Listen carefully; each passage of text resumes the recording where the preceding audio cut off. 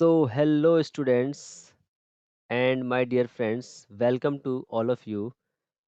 तो ये है आपका एवरेज का पार्ट नंबर क्या है? फोर्थ। ऑलरेडी मैं 3 पार्ट आपको प्रोवाइड कर चुका हूँ और कह सकते हो कि 3 पार्ट की वीडियो आपको मेरे प्लेलिस्ट में मिल जाएगी एवरेज के नाम से, या फिर उनके लिंक्स मैं डिस्क्रिप्शन बॉक्स में दे दूँगा। और बहुत ही इम्पोर्टेंट कॉन्सेप्ट मैं यहाँ पर डिस्कस कर रहा हूँ। हर एक वीडियो में कोशिश कर रहा हूँ कि आपको बेस्ट से बेस्ट क्वालिटी एजुकेशन प्रोवाइड होती रहे, वो भी बिल्कुल फ्री में। तो अगर आपको वीडियो थोड़ी-सी भी पसंद आती है ना, तो प्लीज़ लाइक कर दीजिया करिए, और साथ में कमेंट करके फीडबैक ज़रूर दिया करिए कि हाँ, कैसी लग रही है आपको, ठीक है? ताकि मुझे थोड़ा बहुत पता चलता रहे। तो इस 4th पार्ट में हम कुछ यहाँ पर मैं 2 इम्पोर्टेंट कॉन्सेप्ट डिस्कस करूँगा। तो जो सबसे पहला है, और चैनल पर नए हैं तो चैनल को सब्सक्राइब कर सकते हैं यार। इतनी मेहनत मैं बस आप लोगों के लिए ही कर रहा हूँ, ओके? देखिए, यहाँ पर जो पहला ले रहा हूँ मैं 4th पार्ट का पहला जो कॉन्सेप्ट है, ये है आपका कि इसमें क्या है कि the average of n quantities is equal to x। एक n क्वांटिटी का एवरेज जो है वो x दे रखा है। व्हेन ए क्वांटिटी, यानी कि इस टाइप के क्वेश्चन में क्या होता है ना कि किसी क्वांटिटी को हटा दिया जाता है या किसी क्वांटिटी को ऐड कर दिया जाता है, तब नया एवरेज बन जाता है। या फिर हम उसकी पूछते हैं कि जो क्वांटिटी हटाई गई है या फिर रिमूव की गई है, उसकी वैल्यू क्या होगी। तो यहाँ पर वही है, पहला मैं ले रहा हूँ कि जब, यानी कि when a quantity is removed, यानी कि निकाल दी गई है, द एवरेज बिकम्स वाई, तब एवरेज जो हो गया वो वाई हो गया। Then what is the value of the removed quantity is, तो वैल्यू ऑफ रिमूव क्वांटिटी हमारा ये आएगा। बट ये आएगा कैसे? तो क्वेश्चन को पहले, यानी कि कंसेप्ट को पहले समझते हैं, उसके बाद मैं एग्जांपल के थ्रू इसका क्वेश्चन भी कराऊंगा आपको। देखिए, एवरेज, जैसा कि आप लोगों को पता है कि एवरेज क्या है, मैंने बताते हुए आ रहा हूँ कि average is equal to sum upon number of quantities. यहाँ पर जो दे रखा है, एन क्वांटिटी का एवरेज एक्स है, यानी इस ए की जगह मैं एक्स वैल्यू पुट कर दूंगा और सम हमारा ऐसे ही रहेगा। और एन क्वांटिटी है, so s becomes n into x, this is the sum. Quantity को रिमूव की गई है, यानी कि समझिए, यानी टोटल एन क्वांटिटीज थी, इसमें से कोई एक क्वांटिटी को हटाई गई है, यानी कि टोटल एन थी, तो एन में से अगर हटा दोगे तो बचेगा क्या? एन माइनस वन ही बचेगा। क्लियर? तब एवरेज जो हो गया है वो हो गया वाई। देखिए, एवरेज हो गया है सेकंड केस में y is equal to sum, यानी average equal to sum upon में नंबर। अब नंबर की जगह क्या आएगा? नंबर की जगह आएगा एन, और इसमें से कोई क्वांटिटी हटाई गई है तो एन माइनस वन। तभी तो यहाँ पे एवरेज हमारा चेंज हुआ है, यानी कि वाई हो गया, पहले तो एक्स था, अब वाई हो गया है। तो सम में से हमारी क्या चीज़ हटी होगी, क्योंकि नंबर n माइनस वन तो हो गया हमारा, बिकॉज क्वांटिटी हटाई गई है। तो जैसे मान लीजिए 10 क्वांटिटी थी, उसमें से एक क्वांटिटी हटा दी गई, तो n में से वन, यानी 9 बची। और सम क्या होगा आपका? सम में से भी तो वो क्वांटिटी हटेगी, तो उस क्वांटिटी की कोई वैल्यू रही होगी, यानी सम भी तो कम होगा ना। ठीक है, तो यहाँ से मैं s माइनस कर देता हूँ, यानी कि q, वो जो क्वांटिटी थी q, उसको हटाया है मैंने, यानी कि वो मान लिया q क्वांटिटी को सम में से हटा दिया। तो देखिए, आई होप आपको ये स्टेप क्लियर हुआ होगा कि n में से 1 हटा दिया हमने, क्वांटिटी को रिमूव किया है। अब जो सम होगा ना, सम में से जो क्वांटिटी हटाई गई है, देखिए, जब क्वांटिटी, यानी जो टोटल सम होगा उसमें से कोई क्वांटिटी हटा देंगे, तभी जाके एवरेज चेंज होगा आपका, ऐसे तो एवरेज चेंज हो नहीं सकता। और नंबर ऑफ क्वांटिटी भी कम हो जाएगी, जो टोटल क्वांटिटी उसमें से एक हटा दिया हमने। तब देखिए, इस s, यानी sum is equal to n x है, तो इस सम में हम एन एक्स पुट कर सकते हैं। तो ये जो y होगा ना, y is equal to n x minus, हमें निकालना है क्यू, बिकॉज यहाँ पूछा है रिमूव्ड क्वांटिटी, तो मैंने रिमूव्ड क्वांटिटी को क्यू मान लिया है। तो एन माइनस वन आपका ये हो जाएगा। ठीक है, अब ये क्रॉस मल्टीप्लाई होगा, तो वाई इंटू एन क्या हो जाएगा? वाई एन हो जाएगा, और माइनस का वाई हो जाएगा। इसको मैं अभी ऐसे लिख देता हूँ, इज इक्वल टू ये होगा एन एक्स, और ये हो जाएगा माइनस का Q, quantity, removed quantity. Q क्या है यहाँ पर? हमारा रिमूव्ड क्वांटिटी है, रिमूव्ड क्वांटिटी। क्लियर? अब देखिए, यहाँ से क्या करना है हमको, इस q को या तो इधर ले आइए, q को इधर ले आएंगे तो पॉजिटिव हो जाएगा, q is equal to, because यही निकालना है हमको, और ये nx का nx यहीं रहेगा nx, और ये सारा जो आएगा साइन चेंज होगा, जैसे ये वाला प्लस में है तो ये हो जाएगा y n, और ये माइनस का इधर होगा प्लस y। इतना क्लियर हुआ? अब देखिए, इसमें से और इसमें से n कॉमन ले लेंगे हम, तो n is equal to x minus y और प्लस वाई। तो आप देख सकते हैं जो रिमूव क्वांटिटी की वैल्यू आएगी वो कुछ इस तरीके से आ जाएगी। ये आप डायरेक्ट यूज कर सकते हैं एग्जाम के अंदर, ठीक है।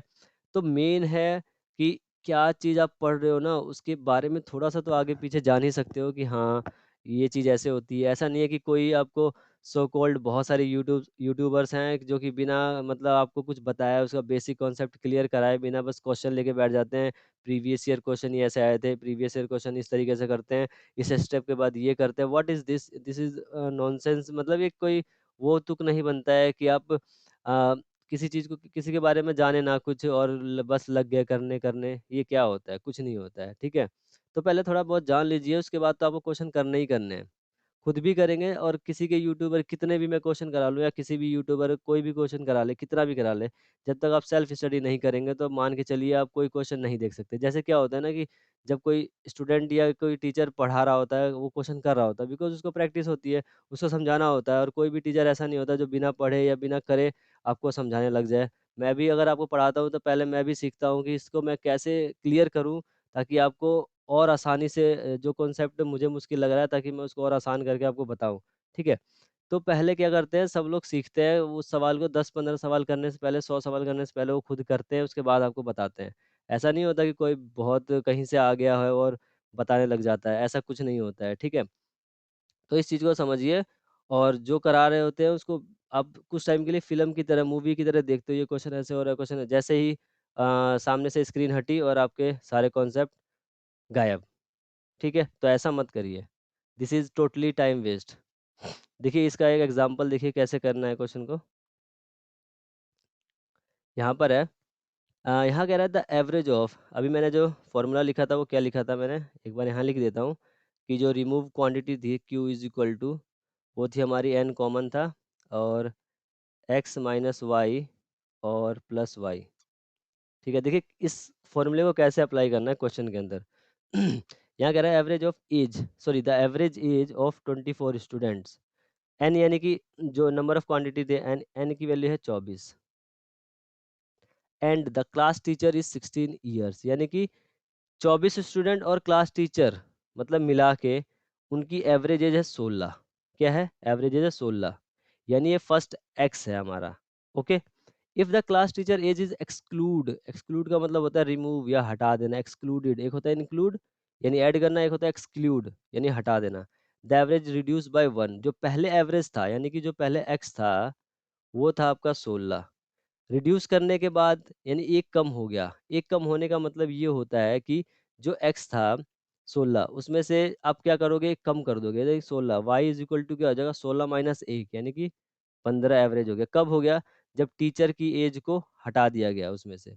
तो what is the age of the class teacher, तो क्लास टीचर की एज क्या होगी? तो सिंपल देखिए कैसे ही लगाना है यहाँ पर। तो रिमूव क्वांटिटी मान लीजिए ये निकालना है हमको, एन दे रखा है, सॉरी कितना है, 24, और एक क्लास टीचर की एज है ना 24 और एक 25, टोटल एन कितना हो जाएगा यहाँ पर?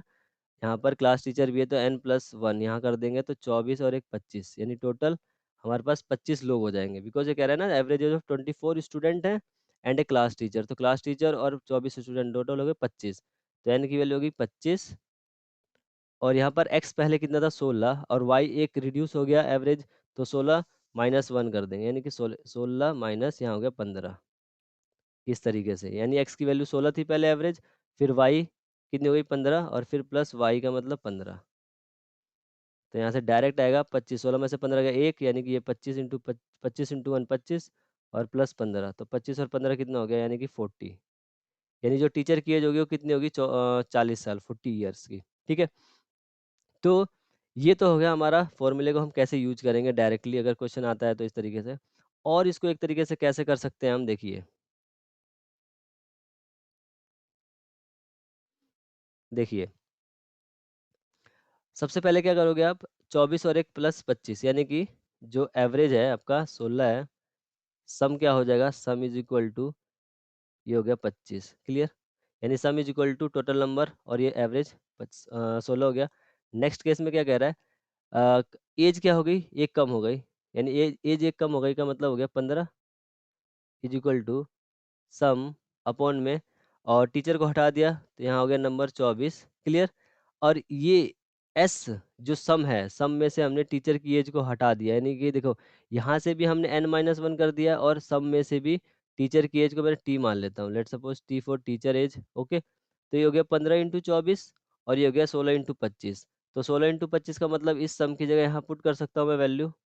ये हो जाएगा 15 × 24 इज इक्वल टू सम, सम यानी कि 16 × 25, 16 × 25 और माइनस टी। क्लियर? इस टी को उधर ले जाओगे, ये टी इज इक्वल टू ये 16 × 25 का 25 और माइनस 15 × 24। जस्ट इसको आप मल्टीप्लाई करोगे, इसको मल्टीप्लाई करोगे और यहाँ पे आप लिख दोगे, तो 25 और 16 जब कितने होते हैं, जो भी आपका आएगा वो फाइनली आंसर 40 ईयर्स ही आएगा।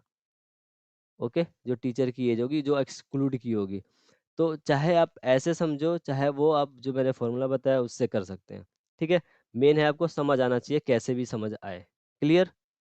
तो स्टूडेंट आई होप आपको फोर्थ पार्ट का ये पहला कॉन्सेप्ट क्लियर हुआ होगा। नेक्स्ट इसी का जस्ट अपोजिट है, देखिए इसको अब हम फटाफट करते हैं। Average of n quantity is equal to y. यहाँ सॉरी, यहाँ पर वाई नहीं होगा, ये गलत है, क्योंकि एक्स और वाई माइनस एक्स होगा ना, तो यहाँ पर एक्स होगा पहले तो। ठीक है, इसको हम ठीक कर लेते हैं। तो सबसे पहले वही लगाना है, एवरेज, यानी कि x is equal to sum upon में नंबर ऑफ क्वांटिटीज एन, यानी सम इज इक्वल टू हो जाएगा आपका एन एक्स। यहाँ पर क्या हो रहा है कि क्वांटिटी को ऐड किया जा रहा है, जस्ट अपोजिट है, वहाँ पर रिमूव किया था, यहाँ पर ऐड कर दिया। द एवरेज बिकम्स वाई, यानी कि एवरेज हो गया अब y is equal to sum, quantity यहाँ ऐड किया तो सम में q ऐड हो जाएगा, और n में भी क्या, n में भी +1 हो जाएगा, बिकॉज एक ऐड किया है, वहाँ पे माइनस हो रहा था। तो अब क्या करना है, देखिए y is equal to sum क्या है, nx है, प्लस q क्वांटिटी और n +1, जस्ट क्रॉस मल्टीप्लाई कर देंगे तो ये हो जाएगा y into n plus y is equal to n x plus q. तो क्यू को यहीं रहने दीजिए क्योंकि ये प्लस में ऑलरेडी है। बाकी वाई एन, इसको इधर ले आया, माइनस एन एक्स और plus y is equal to q. तो यहाँ से एन कॉमन ले लीजिए, तो वाई माइनस एक्स और plus y is equal to q. तो रिमूव क्वांटिटी हमारी ये आ जाएगी। ओके, बस यहाँ पर जो पिछला फॉर्मूला था उसमें क्या था, एन एक्स माइनस वाई था और प्लस वाई हो रहा था, ये हमारा क्यू आ रहा था। यहाँ पर क्या हो रहा है, एन वाई में से एक्स माइनस हो जा रहा है और प्लस वाई हो रहा है, ये क्यू आ रहा है। तो दोनों में यही डिफरेंस है।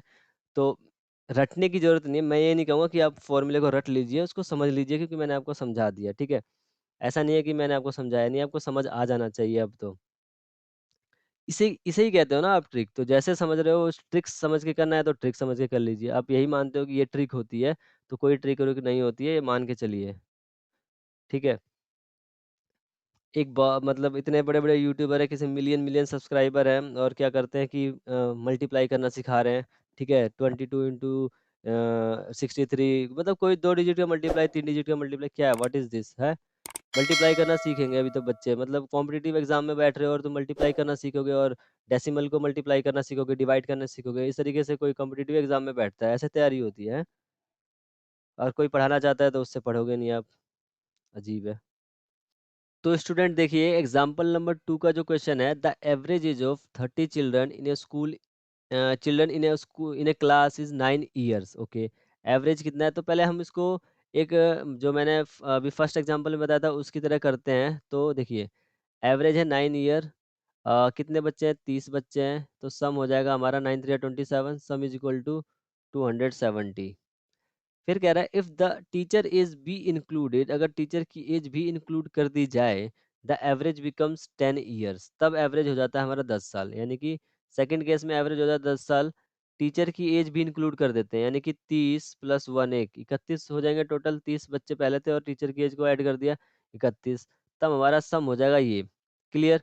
अब और सम में हमारा ऐड हो जाएगा क्या, कुछ क्वांटिटी, यानी टीचर की क्वांटिटी, यानी टीचर की एज ऐड हो जाएगी, तो ये हो जाएगा सम प्लस क्यू और ये हो जाएगा 310 यानी कि 310 क्योंकि 31 इंटू 10 मल्टीप्लाई हो जाएगा और सम कितना है 270 यहाँ पे रख सकते हैं फर्स्ट इक्वेशन से और ये हो गया क्यू यानी क्यू टीचर की एज हो जाएगी तो इसमें से इसको माइनस कर दो यहाँ ला के 310 में से 270 जाएगा तो कितना बच जाएगा ये is equal to q and q becomes 40 यहाँ पे भी आपका 40 ईयर्स आ रहा है ठीक है।